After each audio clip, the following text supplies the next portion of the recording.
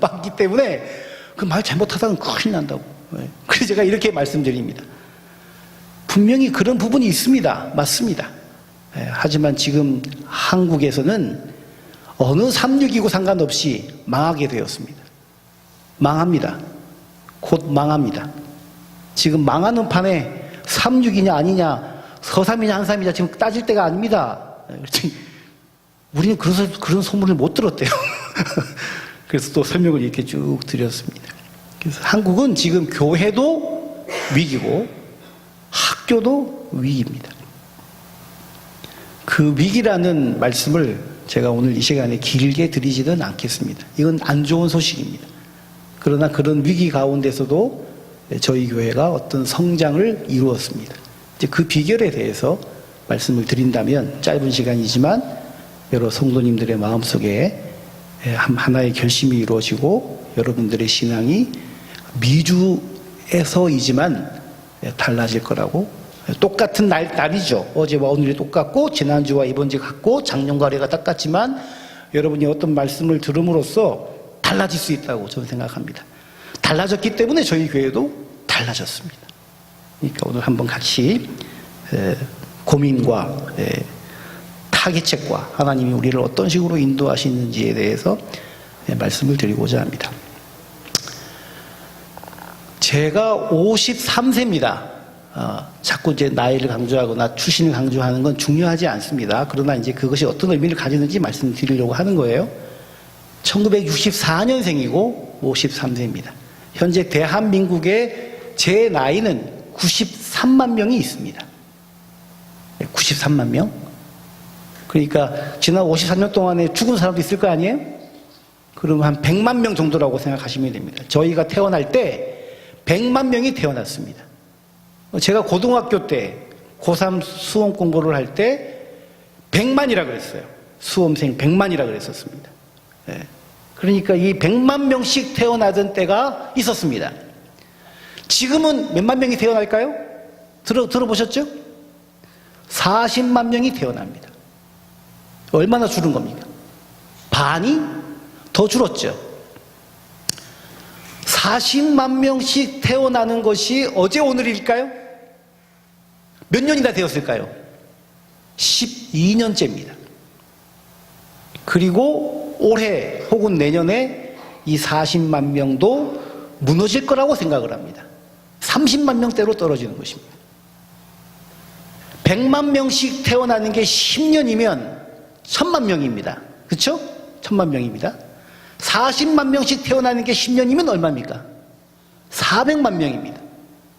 숫자가 커질수록 어떻게 되는 거죠? 차이가 더 커지는 거죠.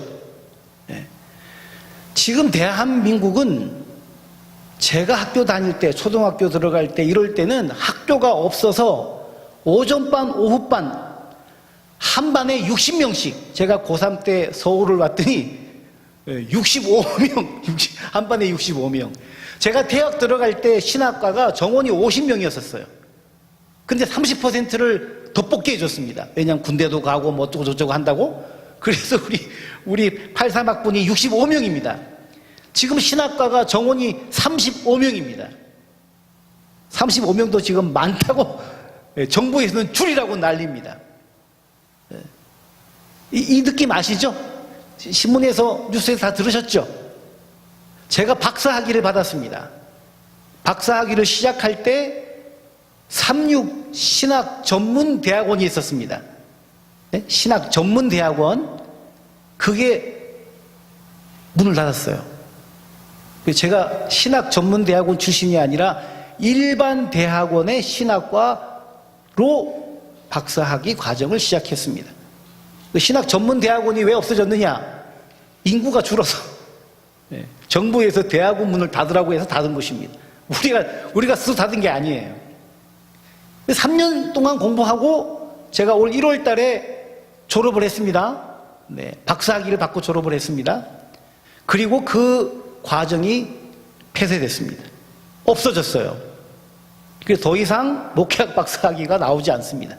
그것도 왜 그럴까요? 정부가 그것도 문 닫으라고 했습니다. 정부는 왜 그렇게 얘기할까요? 점점 학생 수가 뭐하기 때문에 줄어들기 때문에 대학에게는 해마다 10%씩 학생 수를 줄이라고 얘기하고 대학원, 석사과정, 박사과정도 함께 줄이라고 얘기하니까 36대학교 안에 박사과정이 많았는데 하나씩 문을 닫고 있는 것입니다. 지금 현재 60만 명 선에 맞춰져 있습니다. 한국의 교육 시스템이. 그러나 지금 아까 말씀드렸죠? 몇만 명으로 태어나고 있다고요? 40만 명으로. 그러니까 40만 명이 계속 자라고 있는 거예요. 물론 밑에는 더 줄지만. 그러니까 60만 명을 몇만 명으로 줄여야 됩니까? 40만 명으로 줄여야 되죠. 20만 명을 줄인다는 게 어떤 건지 아시겠어요? 학교가 1년에 200개씩 문을 닫습니다. 1년에 200개씩 문을 닫습니다. 상상이 되세요? 제가 오기 전에 정부 발표에 의하면 1300교의 학교가 지금 문을 더 닫아야 된다고 얘기했습니다. 이게 실감 나시죠? 제가 한삼, 서삼, 삼육이나 안산 상관없습니다. 지금 모든 학교가 다 위기입니다. 두 번째가 아니라 40만 명이 그대로 대학을 가야겠죠. 그래야 40만 명 선을 유지하잖아요. 대학 진학률이 저희 때만 하더라도 뭐 이렇게 했다가 나중에 90%까지 올라갔다가 지금 70%로 줄어든다고 합니다. 이제 대학을 안 가려고 하는 것입니다. 왜요? 대학을 졸업해도 뭐 하지 못하니까. 들으셨죠? 그러니까 젊은 애들이, 똑똑한 애들이 대학을 일부러 안 가는 거예요. 그러면 40만 명인데 다 가야 40만 명 선인데 70%가 가면 어떻게 되죠? 47, 28? 28만 명이죠. 학교를 그럼 또 뭐 해야 돼요? 또 줄여야 돼요. 뉴스에서 들으셨죠? 이화여자대학에서 학생들이 막 데모를 하고 총장님이 뭐 저쪽에서 갇히고 뭐 그랬다고? 그게 무슨 말이냐 하면 학생 수를 자꾸 줄이라 그러니까 대학이 망하게 생겼어요. 이화여자대학도 망하게 생겼습니다. 여러분 4위에 해당하는 학교입니다. 그렇죠? 그래서 학교 총장님이 뭐라고 말씀하셨냐면 이러다가는 망하게 생겼으니 학생을 늘려야 된다. 근데 고등학생은 늘릴 수가 없으니까 어떻게 늘리겠다? 사회인들을 학교에 입학시켜서 그들을 교육해서 학교의 재정난을 타개하겠다. 근데 어떤 사람을 뽑아들이냐? 아무나. 누구나. 이화여자가 아닙니다. 이화대학교에 와서 공부하고자 하는 사람이면 누구나. 그렇게 했더니 그 젊은 학생들이 뭐라고 얘기하는 거예요? 누구나 학교 이름으로 뭐 해먹으려고 하는 거다. 장사하려고 하는 거다. 그런 맥락이에요. 네. 얼마나 위기면 명문대학교도 가장 돈을 많이 쌓아놨다고 하는 그런 대학도 그런 고민을 할 정도니 네. 그 아시겠죠? 이런 얘기를 현재 행정자들이 하지 않습니다. 말하면 교인들이 뭐하기 때문에 네. 이 위기감에 흔들리기 때문에. 저는 행정자가 아니기 때문에 말씀드립니다. 그러나 현장 목회자로서 이러한 위기감 속에서 어떻게 교회를 다시 되살렸는지에 대해서 비결을 말씀드릴 것이기 때문에 앞에 제가 아무리 이런 부정적인 소식, 나쁜 뉴스를 드려도 괜찮습니다. 이제 여러분과 함께 저는 이 상황을 타개할 수 있는 하나의 방법에 대해서 말씀드리려고 합니다. 자, 이해하셨죠? 잘못 이해하시면 안 됩니다. 목사님 설교했는데 한국이 망한대. 삼육이 망한. 그것만 기억하시면 안 됩니다. 지금부터는 이제 살 길을 말씀드릴 겁니다. 제가 개신교 많은 세미나에 참석합니다. 현재 서종환 앞에 행정위원이고 한국연합회 성경연구소 위원이기도 합니다. 소장은 아니고 또 신학 목회학 박사학위 갖고 있기 때문에 여러 면에서 제가 다른 개신교 세미나를 가도 행정자들이 의심하지 않습니다. 최근에 제가 다녀온 세미나 하나가 있습니다. 개신교 구약학회, 구약 성경을 가지고 신학 교수님들이 세미나를 열었어요. 그 제목이 뭐냐 하면 레위기를 어떻게 읽을 것이냐 하는 것입니다. 자, 다시 한번. 개신교회는 율법이 뭐 했다고 가르치죠? 폐했다고 가르치죠? 그래서 안식일도 뭐 했다는 거예요? 계명이니까, 십계명이 있는 거니까 같이 뭐 했다는 거예요? 폐했다고 하는 거잖아요. 그러면서 자기들이 뭐라고 얘기하는 거예요? 주일이 참 예배일 때 이렇게 가르치는 거잖아요. 근데 개신교회의 구약 학자들이 뭘 연구한다고요? 레위기를 연구한다. 제가 궁금해요. 율법을 폐했다고 한다는 개신교회가 왜 레위기를, 그런데 그들이 레위기를 설교하기 전에 개신교, 한국 개신교 강남에 있는 유명한 교회의 차세대 목사들이, 젊은 목사들이 레위기를 이미 설교하기 시작했습니다. 그러니까 제가 이제 고개를 갸우뚱한 거죠. 어떻게 개신교회에서, 그리고 또 구약학자들이 레위기를 설교하고 가르치려고 하는지, 그래서 갔습니다. 평촌에 있는 큰 교회, 평촌 세중앙 교회에서 그 집회가 있었어요. 더운 여름날 찾아갔습니다. 사람들이 많이 모였어요. 그리고 그 중에 한 분이 이렇게 그 논문 발표를 했습니다. 레위기 13장에 무슨 내용이 있죠? 레위기 13장에 정죄법이 나오죠? 그 무슨 내용이에요? 뭘 먹어라? 뭘 먹지 말라? 그런 얘기죠? 11장이에요? 네, 11장입니다. 네, 11장이랍니다. 네. 11장에 보면 그런 내용이 나옵니다. 소고기는 먹고 뭘 먹지 말고? 돼지고기는 먹지 말고. 바다의 물고기는 먹되 뭘 먹지 말고? 비늘 없는 고기, 바닥을 기는 것들은 먹지 말고. 하늘에 있는 새는 먹되 새인지 아닌지 헷갈리는 건 먹지 말고, 박쥐 이런 건 먹지 말고, 이렇게 나와 있어요. 자, 개신교인들은 일단은 모든 율법은 다 뭐 했다고 돼 있어요? 폐했다고 돼 있어요. 그래서 돼지고기를 먹어도 돼요, 안 돼요? 돼요. 그쵸? 랍스터 먹어도 돼요, 안 돼요? 돼요. 근데 안식일 교인들은 구별하죠. 그래서 소고기는 먹지만 뭘 안 먹죠? 돼지고기를 안 먹죠. 오늘 제가 우리 목사님에게 제가 포틀랜드를 방문하게 됐다고 해서 제가 이렇게 저렇게 알아보니까 여기에 유기농 또 뭐 이런 여러 가지가 있다 그래서 제가 굳이 좀 몇 군데를 가자 그랬어요. 관광 아니고 좀 사람들이 어떻게 살아가는지를 보자고 했더니 우리 목사님께서 좀 멀지만 다리를 건너 워싱턴 주까지 가서 거기에 어디를 데려다 줬을까요? 적스. 네, 적스. 거기를 데려다 주셨어요. 그거 누가 한다는 거예요? 저희는 교인들이 한다는 거예요? 그 안에 다 뭐만 있는 거예요? 레위기 11장에 있는 것만 하는 거죠? 네. 딴 것도 있어요? 돼지고기 팔아요? 랍스터 팔아요? 그거 안 팔잖아요, 그렇죠? 그러니까 그 레위기 11장에 있는 말씀 그대로 하는 거예요. 네. 근데 그 신학 교수님이 이렇게 논문에다 이렇게 적었어요. 오늘날 레위기 11장에 있는 말씀을 문자 그대로 지키는 사람들은 누구밖에 없다. 안식교밖에 없다. 네. 자기네들은 율법을 폐했다고 하기 때문에 이걸 안 한다 이거예요. 다 요약하고 다 생략하고 마지막 결론. 그런데 오늘날 하나님을 사랑하는 사람들이라면 하나님 말씀대로 뭐 해야 된다? 살아야 된다. 순종해야 된다. 예를 들어서 거기 나와 있는 그대로예요. 돼지고기를 좋아하는 사람이 성경 말씀에 뭐라 그랬어요? 먹지 말라고 했죠? 그러면 먹지 말아야 된다 이거예요.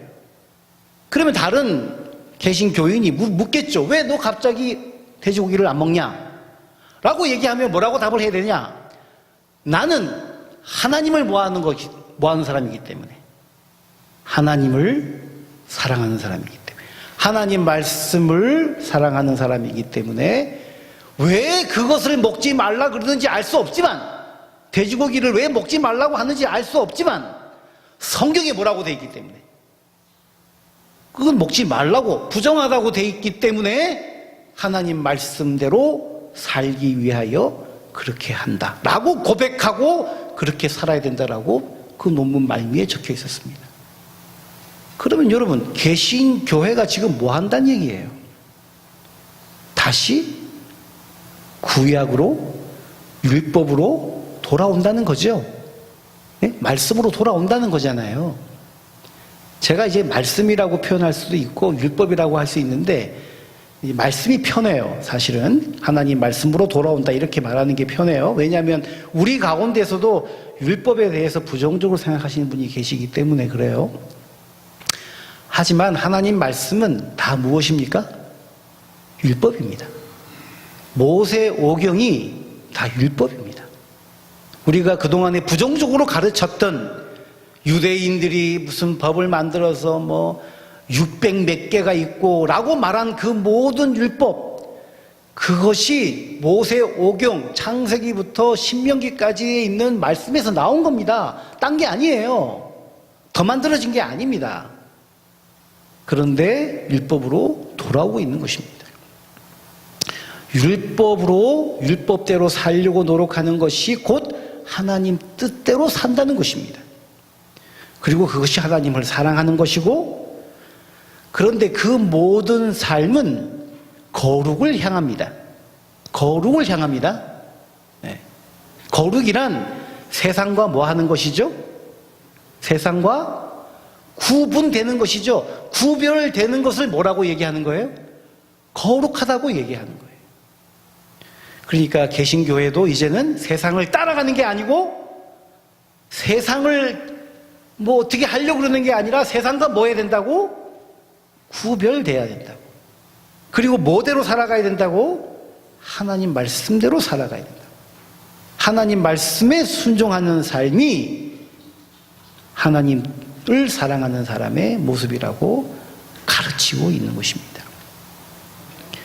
제가 이제 그 세미나를 듣고 와서 제 동료들에게, 제가 이제 목회자 아카데미라고 해서 또 소정원 앞에 250명의 목회자 중에 제일 훌륭한, 아카데미는 느낌이 어렵잖아요. 아카데믹 이러잖아요. 그러니까 아카데믹을 좋아하는 그런 것이 익숙한 목회자 50여 명을 놓고 따로 이제 그 아카데미를 한 달에 한 번씩 진행합니다. 합회가 1천만 원의 자금을 제공하면서 그 일을 진행하고 있어요.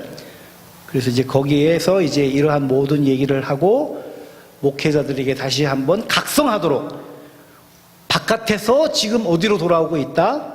하나님 말씀으로, 율법으로 돌아오고 있다. 우리야말로 율법의 준수자들이잖아요. 하나님의 율법, 하나님의 거룩한 안식일을 여전히 우리가 지키고 있는 백성들이잖아요.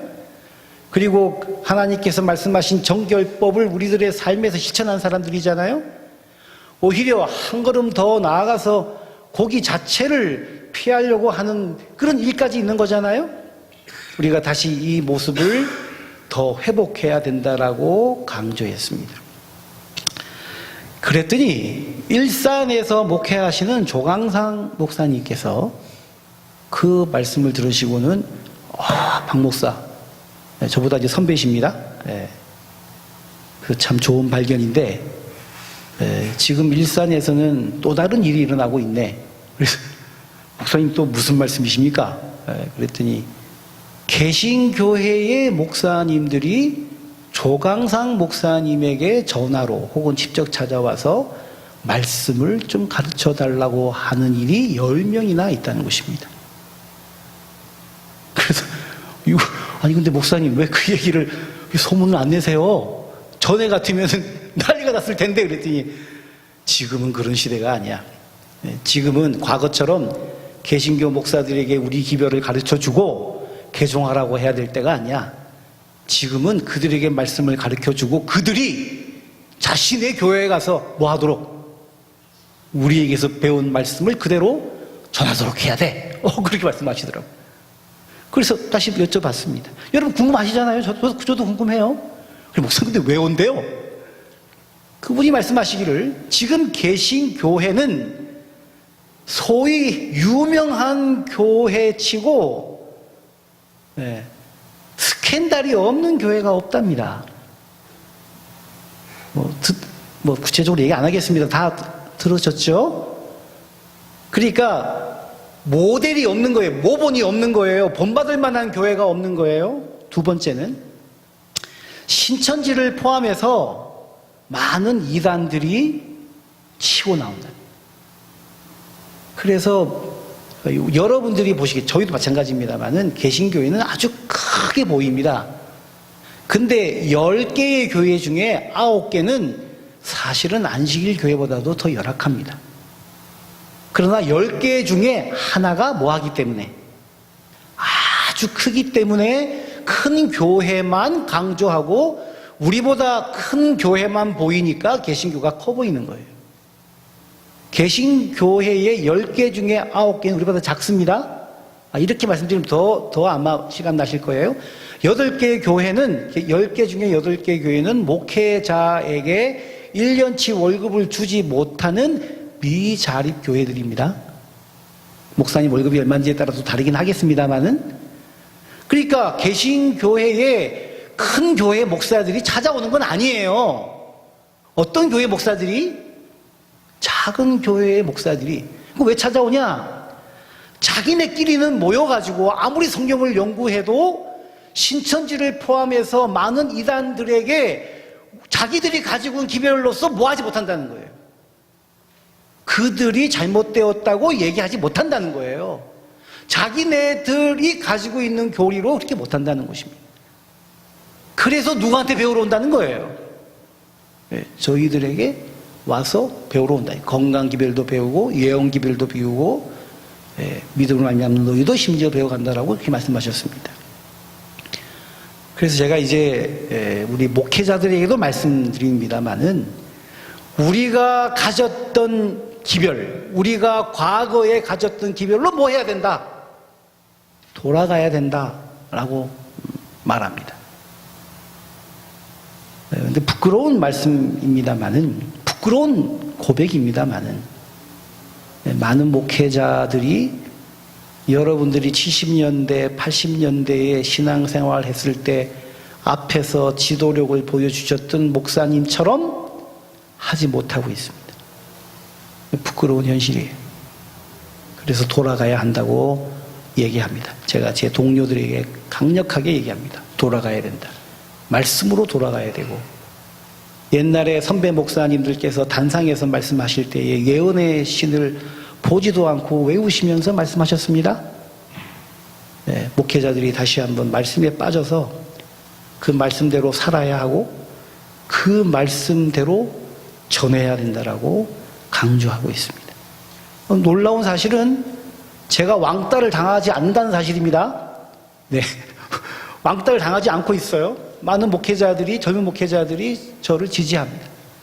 그리고 함께 그 길을 가자고 하는데, 이번에 미주 목회자 연수회에 와서 앞에 나와 계신 강사님들을 보니 제가 얘기한 게 하나도 틀리지 않아요. 예, 영어로 미국에서 초청받으신 분은 성경 말씀 1000개를 외우자, 그 운동을 하시는 분이랍니다. 성경 말씀을 뭐 하자? 1000절을 뭐 하자? 외우자, 그런 운동을 하시는 분이랍니다.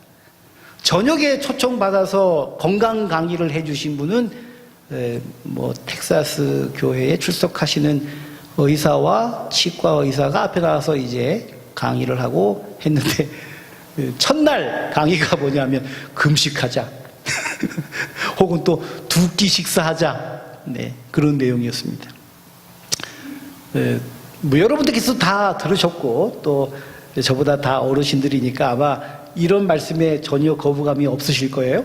제가 30대 목회할 때 50대 장로님 한 분이 저에게 목사님 하루 2끼 식사하셔야 됩니다, 그렇게 얘기하셨어요. 30대 한참 먹을 때인데 그 수석 장로님이 목사님 2끼 식사해야 됩니다. 그래서 2끼 식사를 어떻게 하냐고 수석 장로님 말씀하시니까 제가 한번 해봤어요. 너무너무 힘들어요. 그래서 제가 그때는 젊었을 때니까 아주 혈기로 2끼 식사가 아니라 제가 굶겠습니다. 그리고 금식을 8일을 한 적이 있어요. 금요일부터 시작해가지고 일부러 안식일 2번 하려고. 금요일부터 시작해서 안식일날 저 이제 이틀째 금식입니다 하고 보여드리고, 다음 한 주일 동안 또 금식해가지고 8일째 안식일날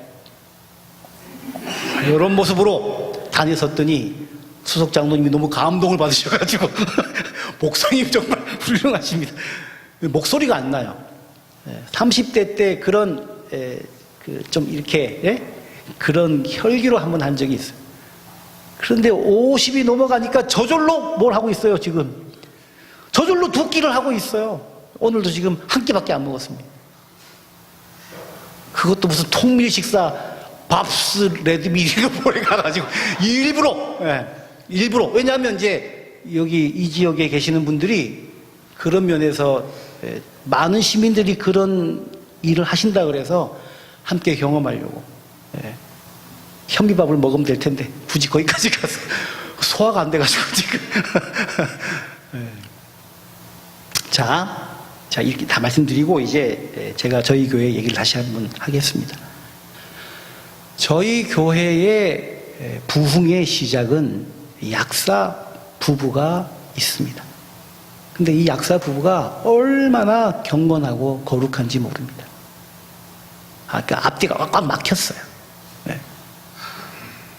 그런데 그 친구들은 약사니까 그 우리가 접하는 모든 공장 제품들 그게 먹는 거든지 뭐든지 간에 그 뒤에 있는 뭘 자꾸 봐요.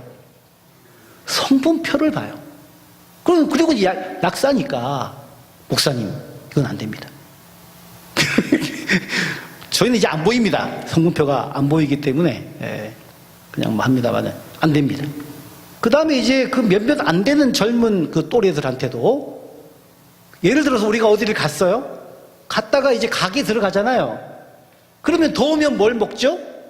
아이스크림 먹고 또 뭐 예를 들어서 라면도 먹을 수 있고 뭐 이렇게 많은 것들을 우리가 사 먹을 수 있어요. 대한민국은 자영업의 전성기이기 때문에 수많은 종류의 식당들과 많은 것들이 있습니다. 그럼 이제 뭐 지나가다 눈에 띄면 광고에 들은 대로 이거 한번 먹어봅시다 이러면 그럼 그 친구가 가서 성분표를 이렇게 보면서 이건 하시면 안 됩니다 라고 얘기합니다. 그럼 못 사 먹어요. 왜냐하면 그 얘기를 들으면 못 사 먹습니다. 광고에서는 그런 말 안 하잖아요. 근데 그 얘기를 하면서 이거는 거의 독약 수준입니다 이런 식으로 얘기한다거나 이건 이미 몸에 나쁘다고 공인된 제품인데 이게 어떻게 그런 식으로 말을 들으면요 입맛이 싹 사라집니다. 그리고 나갈 때 그러면 이제 그 사람하고 같이 나가지 말든지 아니면 그 사람하고 나갈 거면 다 집에서 뭐 해야 돼요? 준비해서 가져가야 되죠. 그럼 이렇게 되면 젊은 사람들이 안 보일 거라고 상상하십니다. 근데 여러분 제가 40만 명이라 그랬죠? 출생하는 사람들이. 그 말은 결혼을 제대로 할 수가 없는 지금 한국의 경제적 위기입니다. 경제 위기를 말씀드리는 것도 시간이 가니까 그냥 넘어갑니다. 결혼하는 게 쉽지 않아요. 그러면 결혼을 한다는 것은 적정한 수준에 있는 사람들이 한다는 겁니다. 그리고 그렇다 하더라도 아이를 낳는 건 또 다른 문제예요. 그러면 아이를 낳았다는 말은 그들의 삶이 어떻다는 얘기예요. 이미 어느 수준은 넘었다는 거예요. 그리고 애를 3명씩, 5명씩 낳을까요? 1명? 2명 그렇게 낳습니다. 그러면 남들보다도 더 어려운 결혼을 하고 남들이 하지 못하는 출생을 해서 아이를 하나 가졌다면 그 아이를 어떻게 키울까요? 있는 돈 없는 돈 다 들여서 키웁니다. 물론 여러분들도 이렇게 해서 안 아픈 손 없고 그래서 열심히 키웠지만 지금은 더 해요. 그러니까 그 아이들에게 어떻게든지 간에 좋은 걸로 먹이려고 하는 것입니다. 근데 모든 부모, 젊은 부모들이 다 뭘 들으면서 아이를 키울까요? 광고, TV, 그거 보면서 키웁니다. 근데 모든 광고가 다 나쁜 건 아닙니다. 하지만 말하지 않는 것도 있는 것입니다. 그런데 약사 부부가 뭐 해주는 거예요? 안 됩니다. 안 됩니다. 이렇게 얘기하는 거예요. 근데 이제 원래 좀 똑똑한 사람들이 좀 밥맛이에요. 잘난 체 하면서 아주 기분 나쁩니다. 근데 이 약사 부부는 품성이 변화가 된 사람이에요. 그래서 얘기할 때 아주 다른 부부가 마음 다치지 않게 조심해서 아주 정말 그렇게 얘기합니다. 그래서 사람들이 그의 품성을 보면서 그의 말에 귀를 기울이고 하나씩 변화가 되기 시작하는 것입니다. 네, 지금 이제 저희가 숫자가 많아진 것이 한 1년 정도 됩니다. 이제부터는 제 아내 자랑입니다. 네, 아내 자랑을 하는 이유는 또 끝에 말씀드릴 테니까 그냥 참고 들어주세요.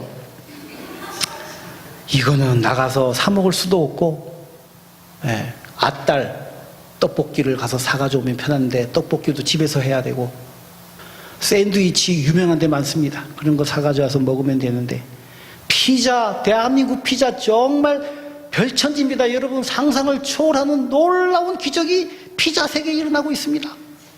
그냥 그거 사가지고 와서 먹으면 되는데, 사가지고 올 때마다 목사님 이러시면 안 됩니다 라고 하니 결국엔 다 집에서 뭐 해야 돼요? 해야 돼요. 근데 요즘 따님도 있을 것 같아서, 며느리 있을 것 같아서 제가 조심스럽습니다만 이게 현실이니까 그냥 다 들어주세요. 요즘 젊은 여자들이 음식을 못합니다. 공부하느라고. 그래가지고 우리 이 태평양 건너에 있는 남의 나라 얘기니까 그냥 들어주세요. 어떤 엄마가 애를 낳는데요, 요리를 못해가지고 일식 1찬입니다. 반찬 하나 먹고 애를 키웁니다. 놀라운 사실은 그 애가 그 반찬을 사랑한다는 얘기예요. 안 먹으면 죽으니까. 그러다가 안식일날 교회를 와서 사모님이 일식 3찬을 해주면 그 아이가 눈이 동그랗게 뜨면서 엄마 교회 가자 그럽니다. 안식일마다 반찬 먹고. 이런 상황이다 보니 저희 집사람이 그쵸. 예, 그 숫자가 늘어날수록 저희 집사람이 그 어머니, 그러니까 작년에 11월 달에 저희 어머니가 돌아가셨거든요. 저희가 한 번도 병원을 모셔다 드리지 않고 돌아가시는 순간에도 집에서 사택에서 돌아가셨어요. 근데 어머니가 이제 9월부터 10월부터 호흡을 잘 못하시고, 그래서 우리가 썩지연기도 사가지고 별짓을 다 하는데 안식일만 되면 청년들이 30명의 애들하고 그쪽 사택에 모여가지고 떠들고, 사모님 오늘은 뭐 해주실 거예요? 어머니 옆에서 이러고 계신데 저는 사모님 이거 하고 웃고 그래요. 이거를 어떻게, 우리 어머니가 요즘 미덕하시, 우리 기도할게요. 사모님 저녁은 뭐 먹어야 되죠? 이렇게. 돌아가시기 전날까지 그렇게 모이고, 장례식을 치르고 나서는 그 뒤에 또 모여가지고 사모님 우리가 위로해 드릴게요. 밥 뭐 먹을까요? 또 이러고, 그런 식으로 저희가 하고 있습니다. 그래서 요리를 가르쳐주고 최선을 다합니다. 그러나 이제 그러한 노력으로 청년들이 얼마 전에 20명, 아이들과 함께 20명이 필리핀도 다녀왔습니다. 기도하고 있습니다. 내년에는 25명이 미국을 한번 왔다 가면 좋겠다. 특별히 어디를? 밥스 레드밀과 척스 마켓을 미국에 잘 사는 동네는 다 이런 거 먹는다, 이렇게 그런 거 보여주고 싶어서. 근데 저희 집사람이 이제 25년을 저희 어머니를 모셨기 때문에 제가 어머니 돌아가시면 제가 목회 1년 쉬겠다고 마음먹었습니다. 왜냐하면 여러분 다 아시죠? 이렇게 한 가지 일에 오랫동안 이렇게 하다가 그것이 사라지고 나면, 여러분이 자식을 키우다가 자식이 출가를 하거나 공부를 하거나 자리를 비우면 빈둥지 증후군 뭐 그런 거 있어요. 그래서 저희 집사람이, 저는 어머니 돌아가시고 그게 너무 힘들까봐 목회를 1년간 쉬면서 좀 정신적으로 회복될 수 있도록 하자 그랬는데, 저희 그 3040 세대가 안식일마다 그 난리를 지으면서 우울할 틈이 없었습니다. 그래서 이제 합회에다가 제가 요청을 했어요. 목사님, 우리 교회가 이런 식으로 발전하고 11금도 2배가 상승하고 했으니 우리 집사람하고 저하고 평생 처음으로 함께 해외여행을 하게 됐는데 좀 보내달라고. 그래서 오게 된 것입니다. 그래서 와가지고요, 저는 보고 싶은 게 많은데 우리 집사람이 멀 일을 합니다. 그래서 어디 멀리 가지도 못합니다. 비행기 타고 오는데 멀미가 그냥 앉아 있는 게 좋답니다. 그래서 이제 지난 5일 동안에도 우리가 어디 가지 않고 말씀 듣고, 그리고 이제 여기 이렇게 있는 것입니다. 율법은 하나님을 사랑하는 방법입니다. 여러분이 율법을 부정적으로 보지 마세요. 그리고 율법대로 살면 하나님께서 우리를 복 주십니다. 왜냐하면 우리가 세상을 따라가지 않기 때문에 그런 것입니다. 사랑하시는 포틀랜드 오레곤 중앙교회 성도 여러분, 주님께서 곧 오십니다. 왜냐하면 우리 마음속에 하나님 말씀으로 풍족하기 때문에 그런 것입니다. 오늘 귀한 안식일도 여러분이 율법 속에서 지키는 거죠? 율법 속에서 맞는 안식일 하나님께서 약속하셨습니다. 거룩하게 구별하면 참 쉼을 주겠다고. 여러분이 말씀 가운데 살아가시면서 자녀들에게 정말 귀한 것으로 말씀 따라서 세우려고 하시면 젊은 사람들이 자신들의 아이를 키우기 위해서라도, 건강하게 키우기 위해서라도 그 말씀을 듣는 놀라운 시대가 돌아왔습니다. 제가 그 증거를 보여드린 것입니다. 그리고 다시 한번 용기를 내시고요. 말씀을 한번 전해보시기 바랍니다. 그걸 부정적으로 하시면 안 됩니다. 진심으로 하셔야 돼요. 진심으로 정말 손주를 사랑하는 마음으로 기도하고 마치겠습니다. 거룩하신 하나님 아버지께서 이 마지막 시대에 기적 같은 일들을 보여주시니 감사합니다.